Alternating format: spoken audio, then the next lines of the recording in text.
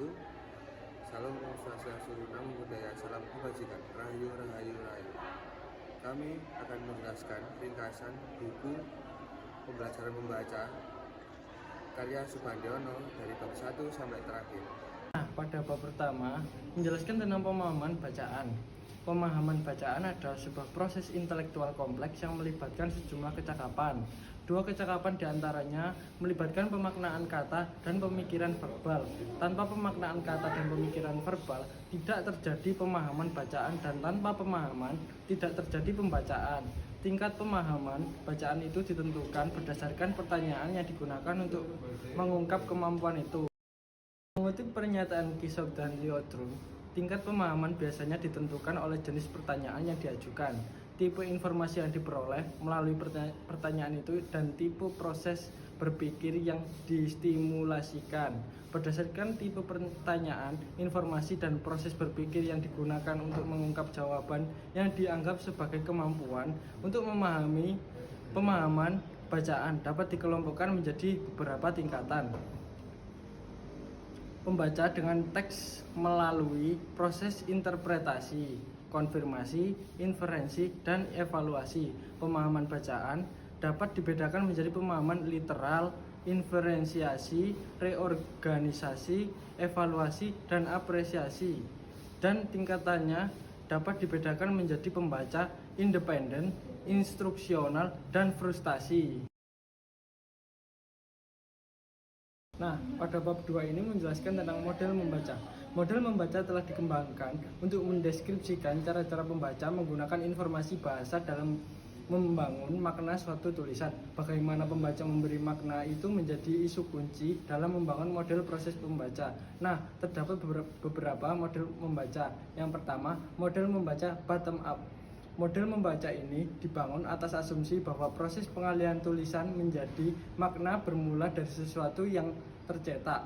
Proses itu diawali dengan pembacaan simbol menuju makna. Nah, model membaca yang kedua ialah model membaca top down.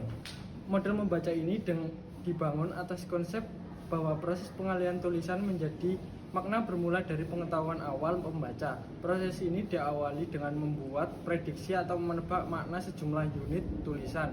Pembaca membaca simbol grafis menjadi suara untuk mengontrol hipotesis makna. Kemudian yang ketiga, model membaca interaktif.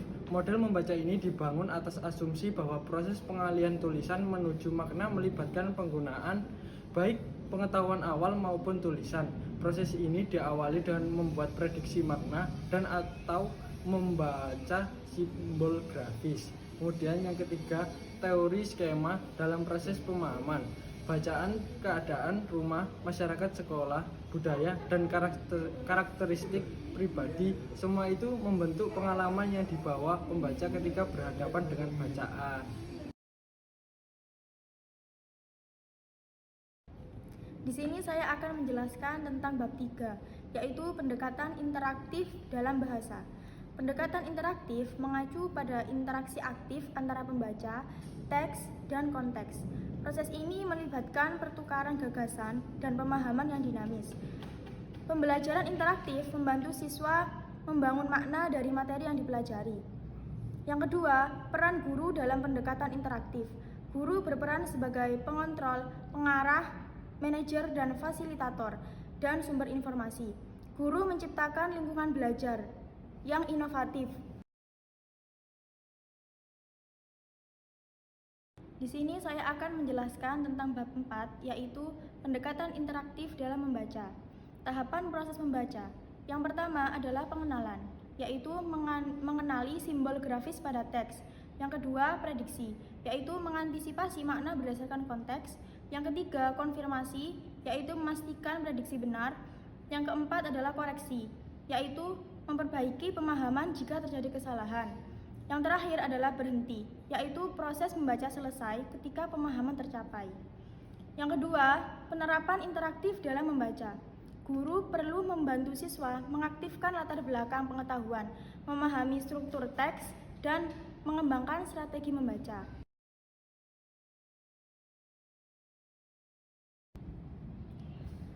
Bab 5. Bab 5 berisi tentang teks dan pemahaman bacaan. Di sini saya akan menjelaskan tentang 3 poin dari bab 5. Yang pertama yaitu isi teks. Isi teks adalah inti dari sebuah teks, mencakup gagasan utama, informasi atau pesan yang ingin disampaikan oleh penulis atau pembicara. Poin kedua yaitu struktur teks. Struktur teks mengacu pada susunan atau tata letak bagian-bagian teks yang disusun untuk mencapai tujuan komunikasi tertentu. Berdasarkan jenisnya, Dubin mengelompokkan teks menjadi 3, yaitu yang pertama teks akademik, yang kedua yaitu teks non-akademik, dan yang ketiga yaitu teks budaya populer. Poin ketiga, struktur teks dan pemahaman bacaan. Struktur teks memandu pembaca memahami isi dengan mudah melalui bagian pembukaan, isi, dan penutup. Pemahaman bacaan ini terjadi saat pembaca mampu menemukan ide pokok, memahami konteks, dan menyimpulkan isi teks. Bab 6. Strategi pemahaman bacaan. Di sini ada 3 poin strategi pemahaman bacaan. Poin pertama yaitu strategi membaca aktif. 1. Pertinjau, melihat judul dan poin penting sebelum membaca. 2. Pertanyaan, membuat pertanyaan untuk fokus bacaan. 3. Pencatatan, menandai informasi penting.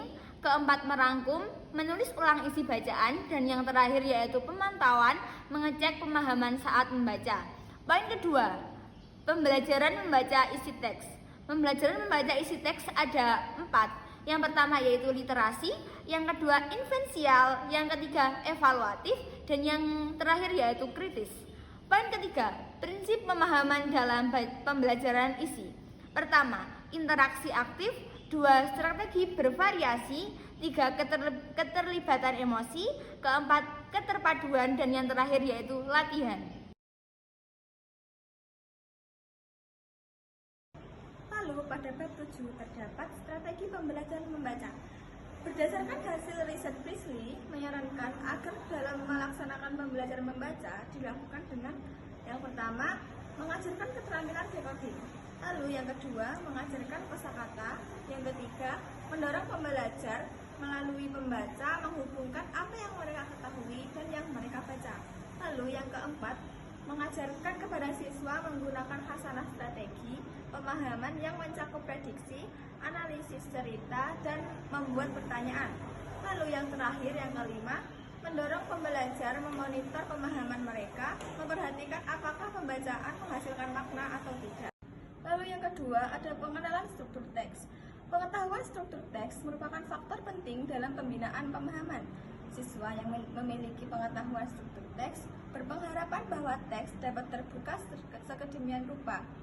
Struktur teks tersebut meliputi yang pertama ada deskripsi, lalu urutan, sebab akibat, persuasi, perbandingan dan kontras, lalu yang terakhir ada problem dan situasi. Lalu fase yang kedua ada fase selama membaca atau membangun makna. Pada fase ini pembaca berinteraksi langsung dengan teks dengan rangka proses membangun makna. Berdasarkan pernyataan Stevens dan Brown, membangun adalah fase interaktif. Pembelajar terlibat secara aktif dan memproses apa yang dipelajari dan memadukan dengan skema mereka. Lalu yang ketiga ada fase setelah membaca atau membangun kembali dan memperluas makna. Hal tersebut meliputi yang pertama ada membuat pertanyaan, lalu yang kedua ada membuat ringkasan, yang ketiga ada membuat grafik perorganisasi.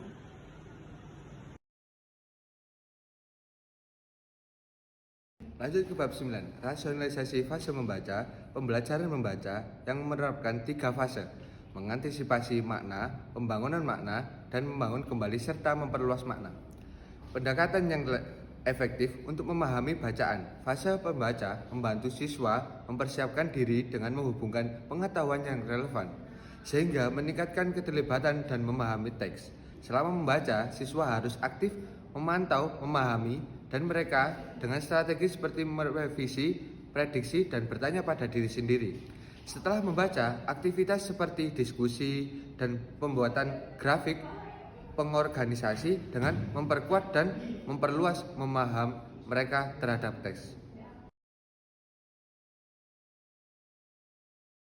Lanjut ke bab 10. Bab ke-10 ada prosedur, model, dan teknik belajar membaca. Prosedur SCROL adalah metode efektif untuk memahami dan mengingat informasi dari teks, terdiri dari 5 langkah. Yang nomor 1, survei. Survei adalah tinjau judul dan subjudul dan jawab pertanyaan tentang pengetahuan yang sudah dimiliki. Yang kedua ada connect, hubungan ide dari judul dan catatan kata kunci yang relevan. Yang nomor 3 ada read, baca teks sambil menandai gagasan utama dari rincian penting. Yang keempat ada outlet, buat kerangka berdasarkan pemahaman tanpa melihat teks. Yang terakhir ada lookback, yaitu tinjau kembali untuk memastikan akurasi gagasan yang ditulis. Nah, kelompok kita menganalisis buku ini menggunakan konsep milik tarikan yang memiliki 7 konsep. Yang pertama, memahami maksud penulis. Yang kedua, memahami kemampuan membaca dan berpikiran kritis. Yang ketiga, memahami organisasi dalam tulisan. Yang keempat, menilai penyajian pengarang. Yang kelima, menerapkan prinsip-prinsip kritis pada bacaan sehari-hari. Yang keenam, meningkatkan minat baca. Yang terakhir, prinsip-prinsip pemilihan bahan bacaan. Pertama, memahami maksud penulis. Buku ini bertujuan untuk memberikan wawasan tentang membaca sebagai keterampilan dasar dan alat pengembangan diri. Penulis ingin mendorong pembaca untuk menjadikan membaca sebagai kebiasaan yang tidak hanya untuk memperoleh informasi, tetapi juga memperkaya wawasan dan pemikiran kritis.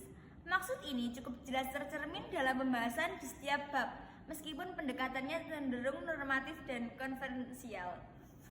2. Memanfaatkan kemampuan membaca dan berpikir kritis.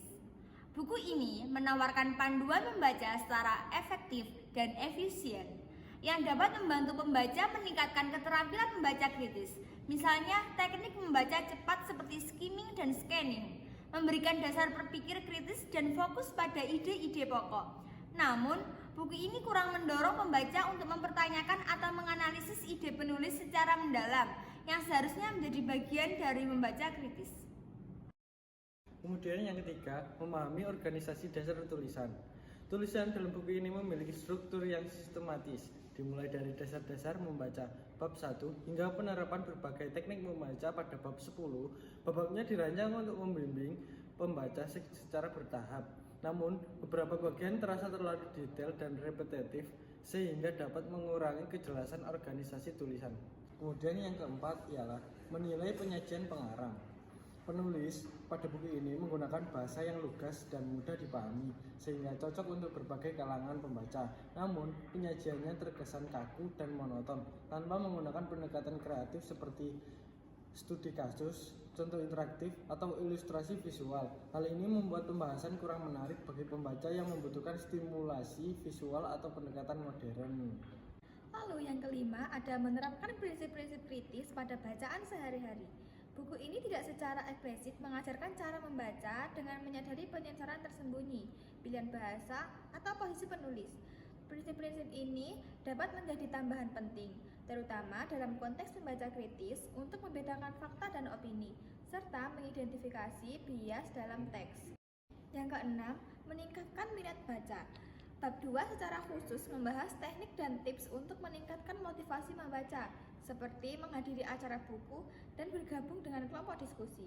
Namun, tips tersebut tidak lebih fokus pada pembaca konvensional dan kurang relevan bagi pembaca modern yang mungkin lebih terinspirasi oleh media digital seperti e-book, blog, atau aplikasi pembaca berita.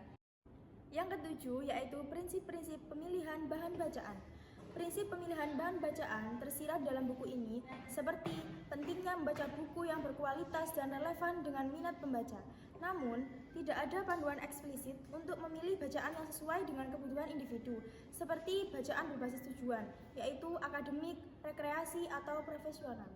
Lalu pada kekurangan dan kelebihan dari buku tersebut. Kelebihan yang pertama adalah pendekatan sistematis.